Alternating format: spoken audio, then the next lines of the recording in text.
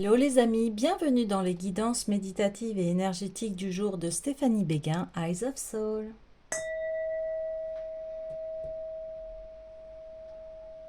Alors, allons voir les énergies du jour avec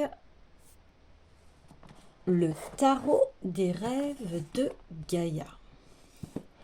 Alors les amis, j'espère que vous vous portez bien, que vous allez bien, que vous avez passé de belles journées. Et nous allons voir tout de suite les messages du jour. Si vous avez besoin d'une guidance privée, d'un soin énergétique, vous pouvez me contacter via mon mail stéphaniebéguin, eyesofsoul@gmail.com. Alors, les énergies du jour. Le désir.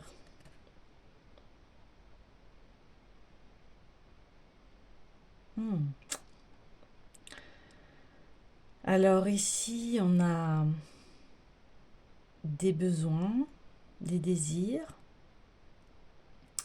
On a le désir d'avoir des visions assez claires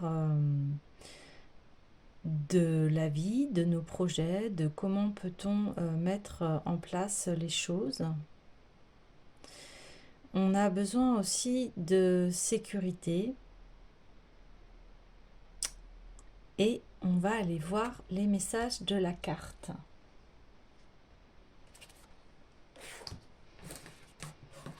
Besoin d'un équilibre entre le matériel et le spirituel. Alors.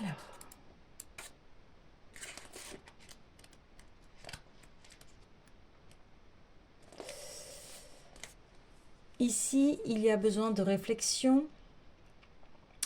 Que désirez-vous le plus? Jusqu'à quel point le voulez-vous? Le désir force à agir.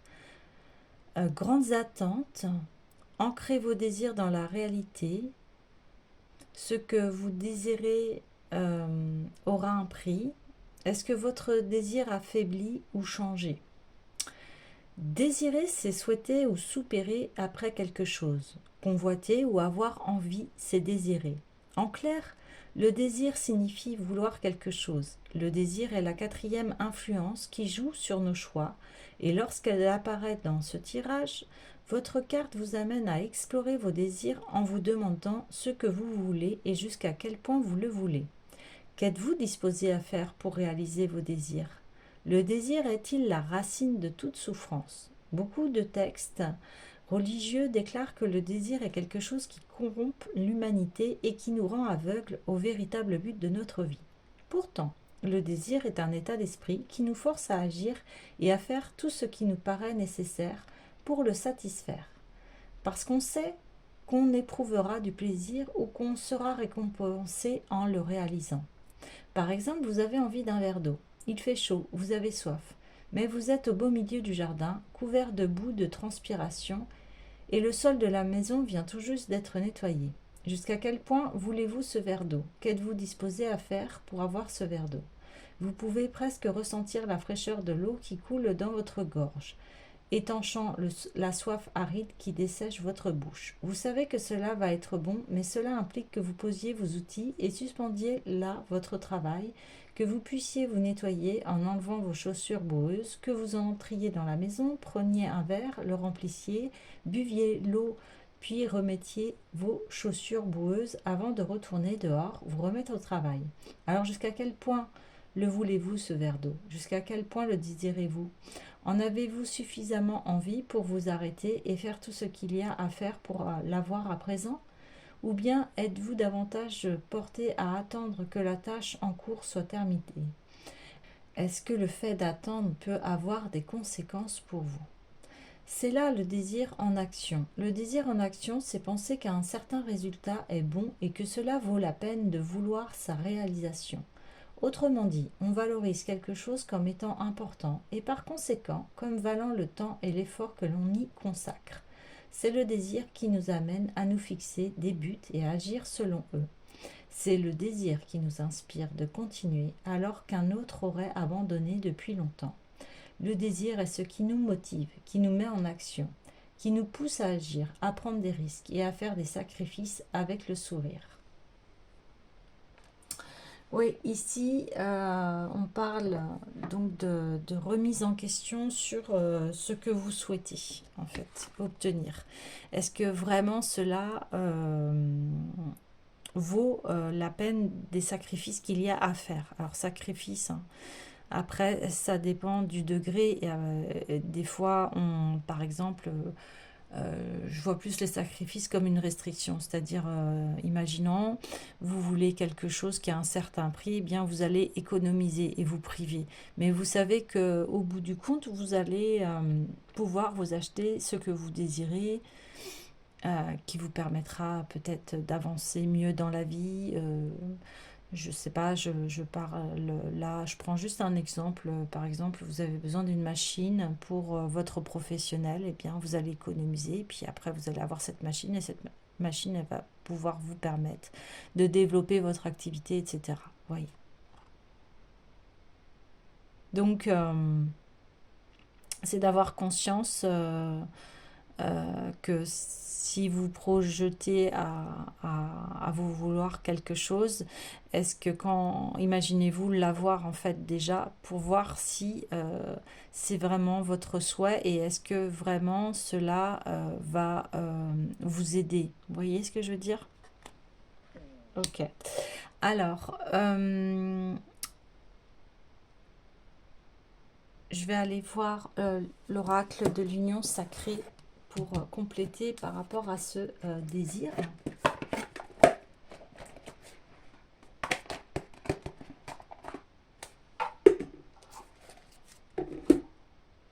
Allez, par rapport au désir, s'il vous plaît. Oh. Les cartes sautent.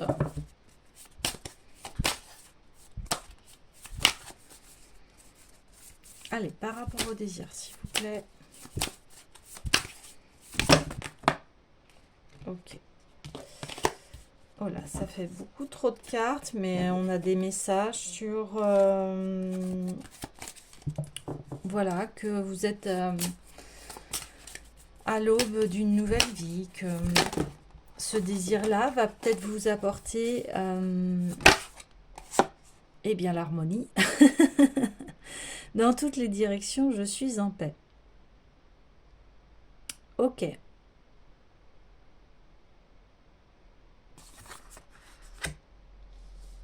Alors, ici, on vous dit, est-ce que votre désir va vous apporter cette harmonie-là? Et dans des décisions de vie, je pense que c'est essentiel quand on veut être dans un grand tournant de sa vie. Eh bien, l'essentiel, c'est de savoir est-ce que tout cela va m'apporter la paix. Parce que, encore une fois, ce qui est important, c'est son bien-être. Donc, on vous demande vraiment, voilà, de vous poser, de mettre les choses à nu et de voir est-ce que tout cela va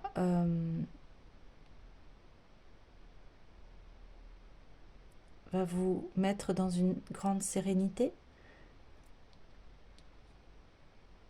J'ai envie d'aller sonder cette carte avec un complément avec les rêves de Gaïa. Ouais, sur les désirs.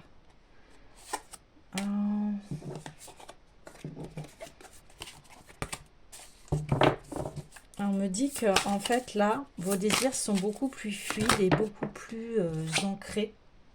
Ouais.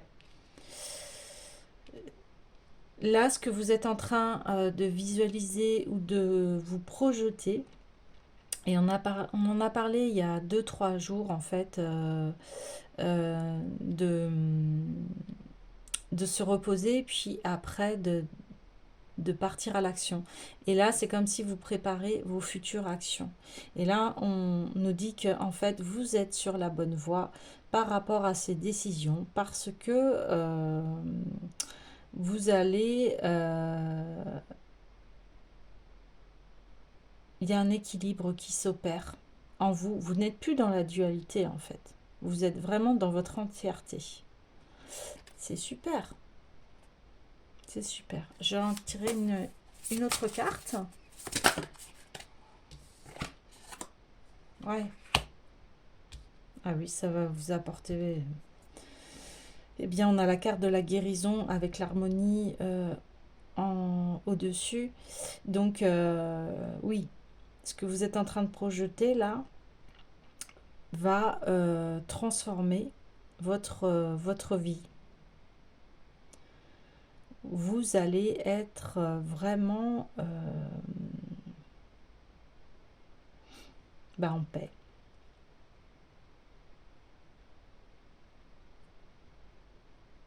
Ça a demandé beaucoup de transformation, ça a demandé beaucoup de travail, d'introspection de l'être, hein.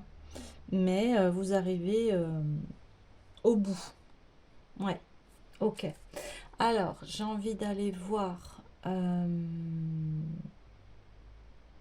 le tarot de l'individualisation.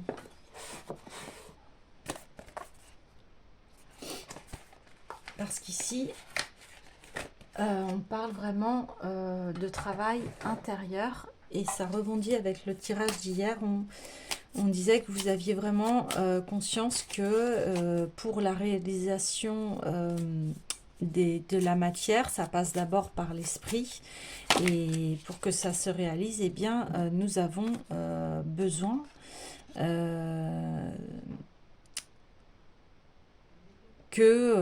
nous avons besoin vraiment que les choses puissent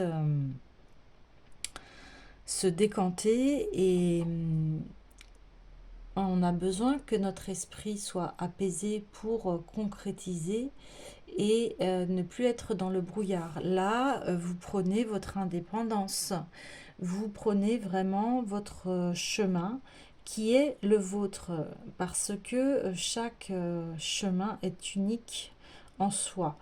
Et là,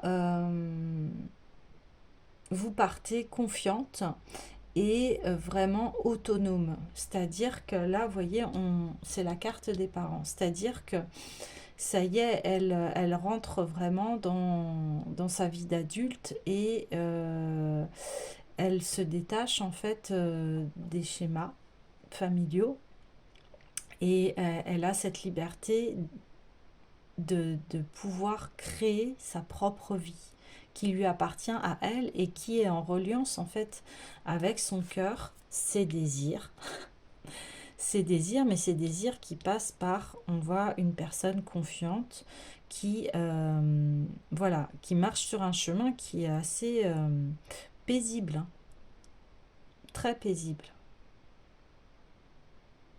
Mais elle sait que pour avoir emprunté ce chemin paisible, eh bien, il a fallu, hein, on reconfirme, hein, une grande transformation de soi, un dépouillement de soi,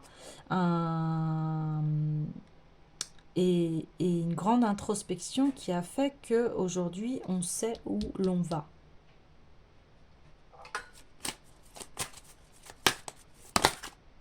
Voilà, ça fait... Ok, je le prends. Donc, effectivement, elle a pris la porte, hein, pour le changement.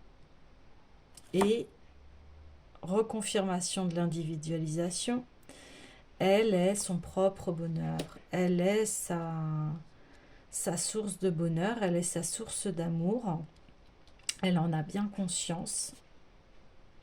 Et en étant dans sa source d'amour, eh bien, elle arrive à l'amour de soi, l'amour d'un partenaire, la reliance entre le masculin et le féminin qui est en elle, en parfaite harmonie. Et ça a été un très grand voyage d'introspection, mais voilà le résultat aujourd'hui. Cette personne est comblée. Ouais. Cette personne est équilibrée.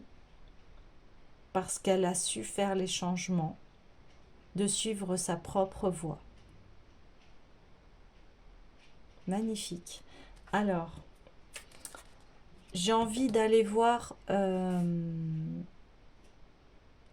l'oracle des déesses.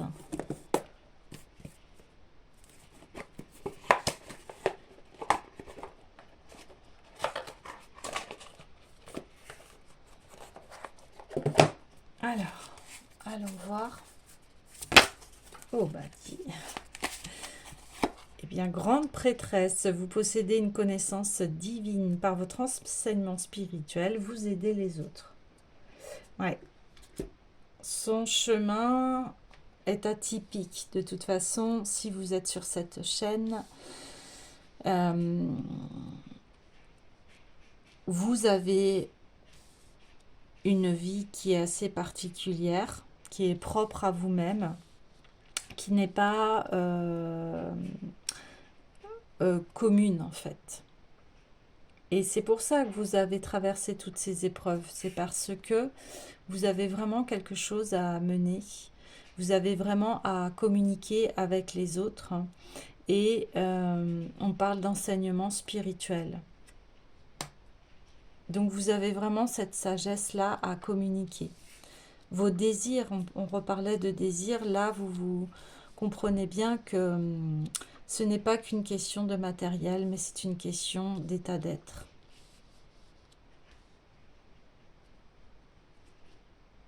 Et j'ai envie de tirer une autre carte de l'oracle des déesses. Waouh. Eh bien, on reparle ici de paix et d'indépendance.